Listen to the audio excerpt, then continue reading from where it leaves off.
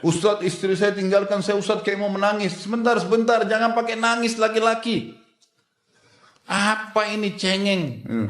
Allahu Rabbi wal Islam dini wa Muhammadan Rasulullah.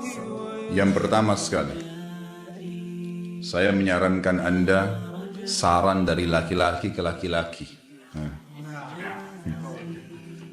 Prinsiplah dan jangan merendahkan diri di hadapan wanita. Maksudnya begini, pada saat seorang wanita yang menjadi istri Anda membutuhkan Anda, tunjukkan kebutuhan kita 1000 kali daripada dia. Dia sayang, dia perhatikan, dia siap berkorban. Kita harus 1000 kali lebih hebat daripada itu. Laki-laki memang penaung.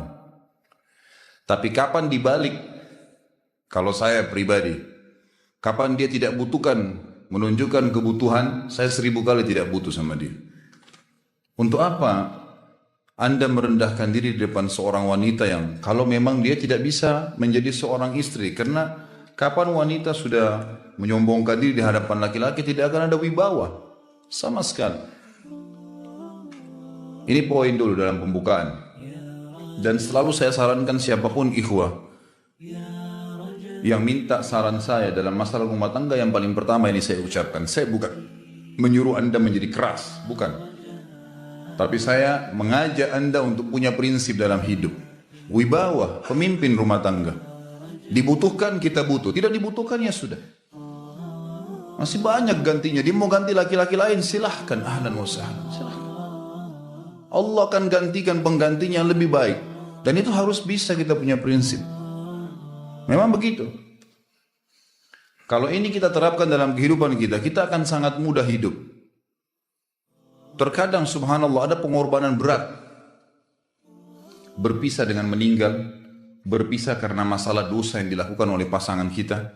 Jelas haram. Kalau ada seorang istri hanya karena masalah suaminya kekurangan ekonomi mau berhubungan sama laki-laki lain, wanita apa ini? Cinta itu pengorbanan, kasih sayang. Bukan hanya pada saat mampu kemudian disayang, pada saat tidak mampu kemudian ditinggal. Subhanallah. Hati-hati, hukum Allah subhanahu wa ta'ala berlaku. Akhwat, yang jadi istri, ikhwah, yang jadi suami, harus tahu, pasangan kita itu punya Tuhan sebagaimana kita punya Tuhan yang sama. Dan Allah itu maha adil. Memang dalam kehidupan kita ada naik turunnya. Dan makna cinta adalah pengorbanan. Itu sebenarnya. Kalau hanya kita kantongnya lagi penuh kemudian disuka sama istri, pada saat lagi tipis, lagi masalah kemudian dia mau berhubungan sama laki-laki lain, na'udzubillah min dzalik. Wanita apa ini? Kalau saya tidak naungin. Kalau saya nggak naungin. Kamu mau sama dia silahkan. Ahlan sahlan, silahkan jalan. Kalau saya, istri saya sangat tahu prinsip saya. Kalau kamu merasa ada laki-laki lain yang kamu anggap baik, atau kamu mau ingin memasukkan pendapat keluargamu dalam rumah tangga saya sehingga kedudukan saya sebagai suami tidak didengar lagi, silakan pilih keluarga kamu. Tidak ada masalah. Jadi jangan jadikan sebagai beban. Oh, nanti kalau pisah saya hidupnya bagaimana? Saya melarat. Ini kenapa ini? Saya mati kalau nggak sama dia, ya mati bener nanti. Gila kalau nggak nikah sama dia, gila kalau siapa ini? Ini kenapa ini? Keluar dari bingkai hidup itu. Seorang muslim itu hidupnya mulia. Dia dihormatin, dia menghormatin. Dia dihina, tinggalkan. Allah SWT tidak menyuruh kita menghinakan diri, tidak boleh. Kalau wanita ini misalnya, istri ini yang dikatakan tadi masih mencintai suaminya, dia hanya sekedar minta kerja, ya, garis bawahi kalimat ini ya. Dia hanya sekedar minta kerja untuk membantu nafkah rumah tangga, ahlan wa sahlan, jempol. Nggak masalah. Bagus itu. Sampai suaminya mapan. Itu baik. Tapi dalam kondisi masih status istri punya hubungan sama laki-laki lain, na'udzubillah min dzalik. Mana ghirah? Mana kecemburuan positif yang telah Allah pelihara dalam diri kita? Nggak boleh. Pada saat seorang sahabat pulang ke rumahnya mendapatkan istrinya selingkuh dengan laki-laki lain. Tidak disebutkan apakah berhubungan biologis atau tidak, tapi yang jelas sahabat ini sampai kaget masuk ke rumahnya temukan ada laki-laki lain. Dia bingung mau lakukan apa. Dia pergi ke Nabi SAW lalu berkata, ya Rasulullah, saya pulang rumah, istri saya lagi sama laki-laki lain. Maksudnya dia pandu saya harus buat apa nih? Apa yang terjadi? Subhanallah, Sa'ad radhiyallahu anhu, sahabat Nabi mulia, menghenuskan pedang mengatakan, ya Rasulullah, kalau terjadi pada rumah tangga saya akan penggal dua-duanya. Dua-duanya saya penggal nih. Tapi di sini ulama bilang, saat ingin menghukum kalau terjadi pada keluarganya dengan penggal ini, bukan maksudnya dia menghukum secara individu, maksudnya saya ingin terapkan hukumnya Allah, dirajam, dibunuh karena mereka sudah menikah dan berzina. Hukum Allah terapkan, kemuliaan agama harus ada. Harus begitu. Seorang istri yang mau tinggal di bawah naungan kita sementara kita sudah berkorban di bawah terik matahari, sudah bekerja, sudah memilih dia dari sekian banyak wanita, kemudian dia mau berkorban, hormatin dia, junjung dia, lindungin dia, rangkul dia, gitu kan? Bela dia, memang harus begitu. Tapi kalau masih dalam naungan, kemudian sedikit himpit masalah ekonomi lalu berhubungan sama laki-laki lain, naudzubillah, jangan dipertahankan. Berbahaya sekali, gitu kan? Jangan Anda menjadi laki-laki lemah, gitu. Saya kemarin ditelepon oleh 2 orang sekaligus, subhanallah.